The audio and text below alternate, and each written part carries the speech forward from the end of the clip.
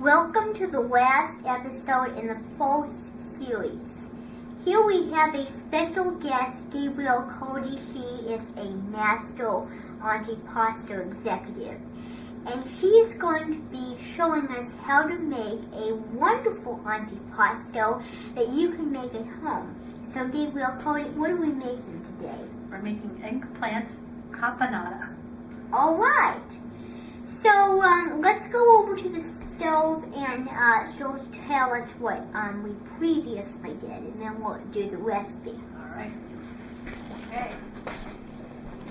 Well, I went ahead and took one eggplant. Okay. And I peeled it and I cubed it into small cubes. Cut it into small slices. Right.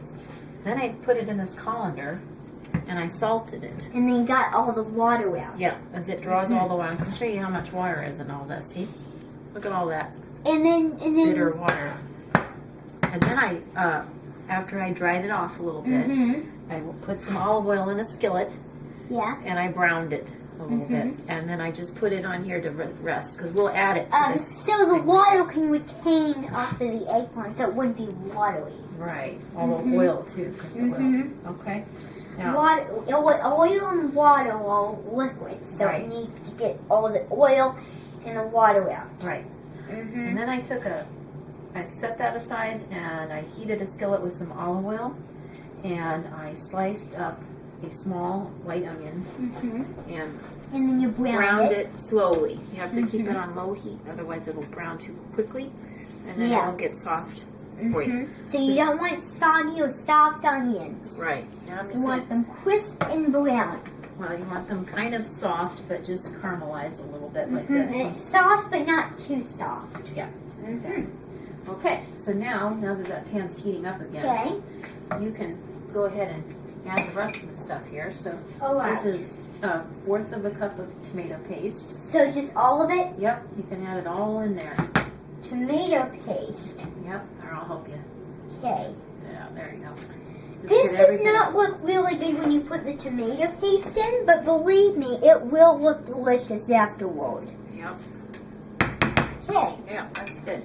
Then, also what I did was I had boiled some chopped celery, a fourth of a cup, in water for about 3 or 4 minutes, and then I reserved the celery water, which we're now going to add to this. Okay. So you want to add that for me? I'll add the celery water. Well, whoops. That's okay. It's alright. And then you can just go ahead and mix that up. Alright. Get that. How about I think I need to use a spoon. Okay. Not a whisk. Well, this will kind of break it up. You can use Well, this too. whisks are meant for bowls, Sure is. and the spoons are meant for butter. Okay. So we're going to stir it on, and this does not look appealing right now, but when we cook everything down, it will look absolutely delicious. So then we're going to, and when you mix the tomato paste in with the onions, it really sogs the onions up. It really makes them kind of smothered inside.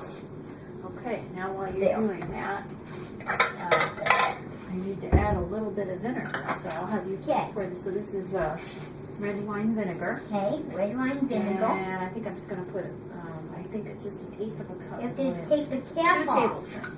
Okay. I know, I should have put it. Yeah. Alright.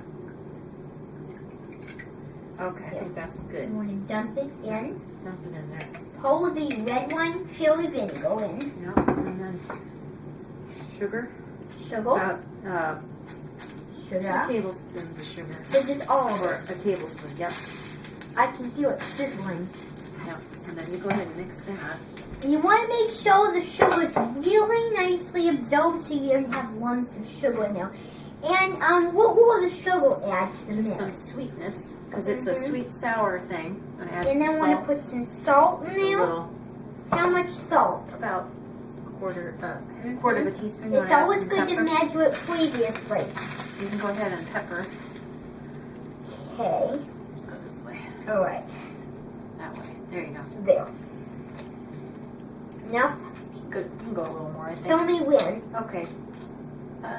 Maybe 2 more grams. All right. Yeah, that's good enough. Okay, and then, let's see, we're going to add, now this is the strange ingredient.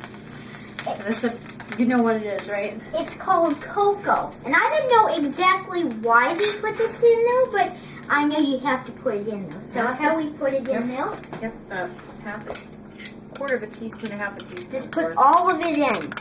You measured that previously. Yeah.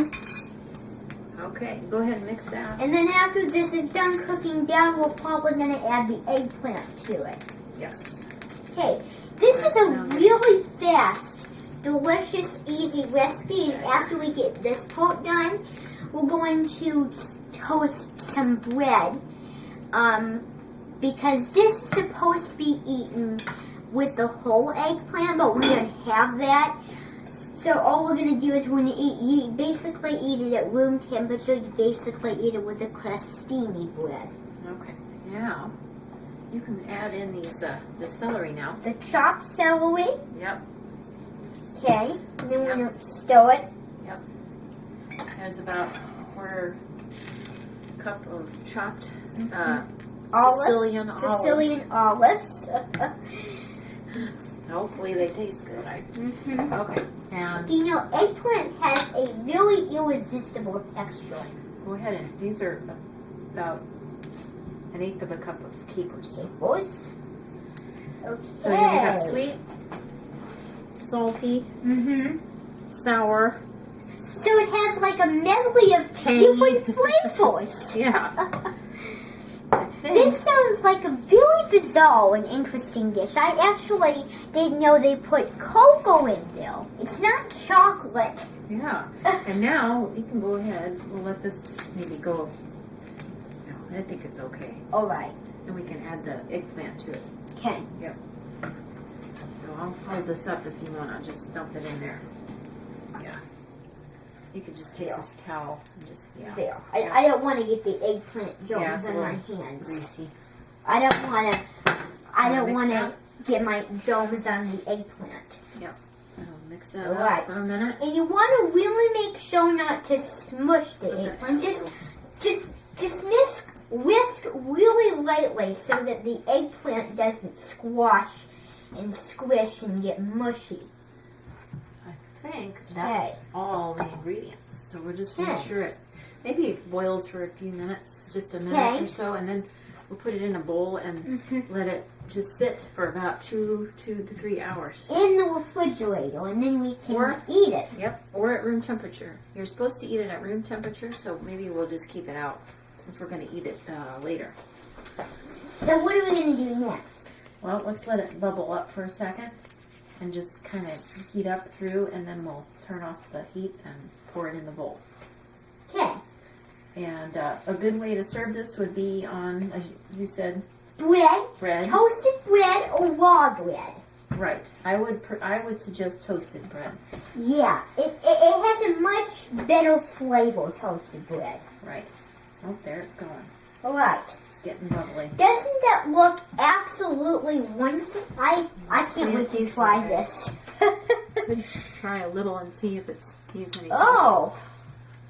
Can I have a spoon to taste? Sure. Okay. I'll get a All right. spoon here. You can see if it needs. Oh, when I'm hungry or thirsty, Why don't you tell me if it needs any salt? All right. It has a caper there in it. Now let me take the caper out. There. Okay.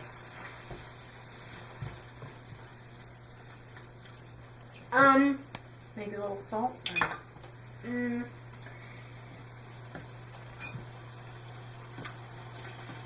I didn't know if it tastes salty or not. How did it That's taste? good. Yeah. I think it tastes pretty good. I think I'd leave it. Because there was salt on the eggplant. It doesn't taste really good now, but when we let it sit in the refrigerator, it'll taste a whole lot different. Yeah, I think once it sits for a while and Because the flavor is mirrored. pour this in here. A nice Let it spatula to Cool pull it. down for a little bit.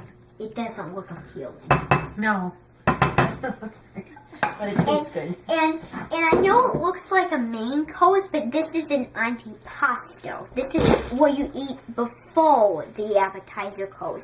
Because usually for the appetizer course they have a sort of pasta dish, and then for the main course they have either meat or fish, and then for the dessert course the Italians have fruit, not the dessert we have. And then in the late afternoons, they walk around eating pastries, some sweet pastries in the mid-afternoon. Mm-hmm.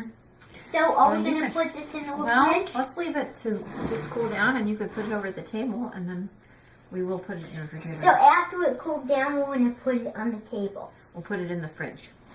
Would you like to set it on the table for me? All right. That would be great. My pleasure. Okay. And I think that's it. All right, and then we're going to put it in the refrigerator. Yes.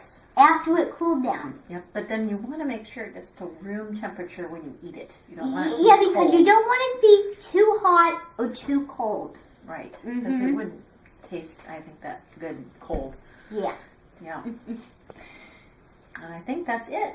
All right. So that is how you make carbonara, and then later on, I will show you how it tastes.